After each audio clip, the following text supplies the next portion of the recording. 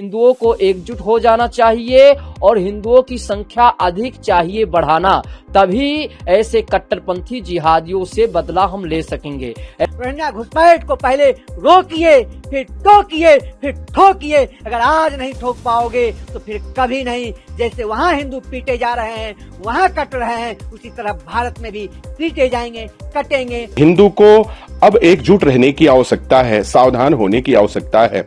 बाबा बागेश्वर धाम के पीठाधीश्वर धीरेन्द्र शास्त्री जी ने जो भी उन्होंने कहा है, बिल्कुल उन्होंने सत्य कहा है। इसका हम समर्थन करते हैं। क्यों?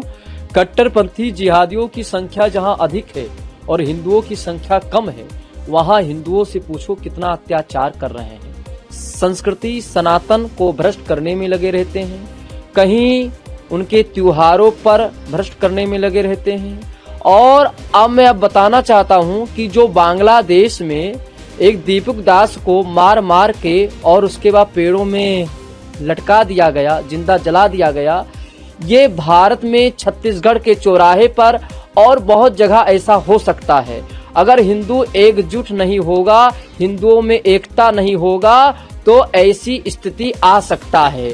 इसीलिए सभी संस्कृति और सभी सनातनियों से कहना है कि हिंदुओं को एकजुट हो जाना चाहिए और हिंदुओं की संख्या अधिक चाहिए बढ़ाना, तभी ऐसे कट्टरपंथी जिहादियों से बदला हम ले सकेंगे। ऐसे कट्टरपंथी जिहादियों के कुरानों में लिखा रहता है कि जो गैर हिंदू है उसको पकड़ो, उसके आस्था पर चोट पहुंचाओ, उसको मारो, उसको काटो। जो उनके देवी देवता हैं उन पर आस्था पर चोट पहुंचाओ। ऐसे कट्टरपंथी जिहादी करते हैं। बाबा बागेश्वर धाम के पीठाधीश्वर धीरेन्द्र शास्त्री के बयान का समर्थन करते हैं। बिल्कुल उन्होंने सत्य कहा, इसीलिए हम सत्य कहते हैं। निश्चित रूप से पूज्य बागेश्वर धाम के जो सरकार ने कहा है वह 100% सही कहा है। वो समय दूर नहीं है जिस तरह बांग्लादेश में एक दलित व्यक्ति को पीटा जाता है, मारा जाता है, उसको जिंदा जलाया जाता है, उसके घर परिवार को पीटा जा रहा है। और एक व्यक्ति के कारण, जोगिंदर मंडल के कारण,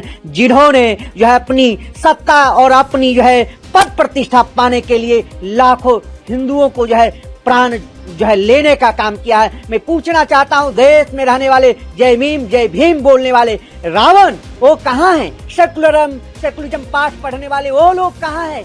क्यों नहीं बोल रहे हैं? निश्चित रूप से संपूर्ण जनमानस को संगठित होकर के और ऐसे देश में रहने वाले जयचंद मान सिंह जैसे गद्दारों से भी निपटना चाहिए। उन जिहादी कठमुल्ले आतंकवादियों से निपटने के लिए संपूर्ण जनमानस को संगठित हो जाना चाहिए, एकत्रित हो जाना चाहिए और ऐसे जिहादी कठमुल्लों का प्रतिकार करना चाहिए।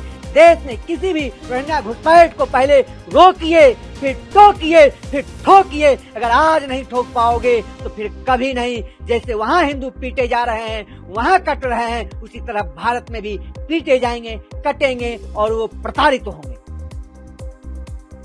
निश्चित रूप से पूज्य बागेश्वर धाम जी के जो है वचनों से समर्थन करता हूँ, सहमत हूँ। संपूर्ण जनमानस को इन विचारधारा को अंगीकार करना चाहिए और किसी भी देश में अराजकता के खिलाफ आप संगठित होकर के, एकत्रित होकर के उसका प्रतिकार करिए, उसको ईंट का जवाब पत्थर से देने का काम करिए, नहीं तो फिर कटिएगा, कोई बचा नहीं सकता। निश्चित रूप से यह एक संकेत है, एक यह आगाह है, यह कि आगाज है कि अभी दुनिया ने देखा सोशल मीडिया प्लेटफॉर्म के माध्यम से कि अमानवीय कृत्य, इतना बड़ा अपराध जो इतिहास में कभी नहीं हुआ।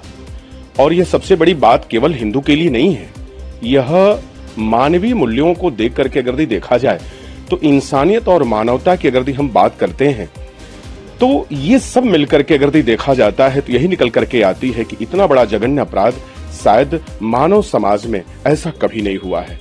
और हम सभी मिलकर के उसका खंडन और भर्त्सना करते हैं, जो ऐसे कट्टरपंथी विचारधारा के ऐसे लोग जो मनुष्य होकर के भी मनुष्यत्व को अंगीकार नहीं कर रहे हैं। क्या कहा जा सकता है? यह कहीं ना कहीं यह संकेत करता है कि हिंदू को अब एकजुट रहने की आवश्यकता है, सावधान होने की आवश्यकता है। और जो आचार्य धीरेन्द्र शास्त्री जी ने कहा है, हम उनके विचारों का समर्थन करते हैं, क्योंकि हिंदुत्व तो केवल एक विषय नहीं है। हिंदू इंसानियत और मानवता को लेकर के चलने वाला एक वह ऐसा पक्ष है जो सदैव अगर हम इतिहास को उठाते हैं तो जिसने विश्व की मंगल की कामना की हो, जिसने सभी जीवधारियों पर अपना स्नेह और प्रेम लुटाया हो, वह हिंदुत्व है। तो निश्चित रूप से मैं धीरेन्द्र शास्त्री जी के विचारों का मैं स्वागत करता। আমাদের ভিডিও ভালো লাগলে লাইক এবং শেয়ার করুন। কমেন্ট সেকশনে গিয়ে জানান আপনাদের মতামত। আরো ভিডিও পেতে আমাদের চ্যানেল সাবস্ক্রাইব করুন এবং প্রতি মুহূর্তে খবরের আপডেট পেতে প্রেস করুন বেল আইকন।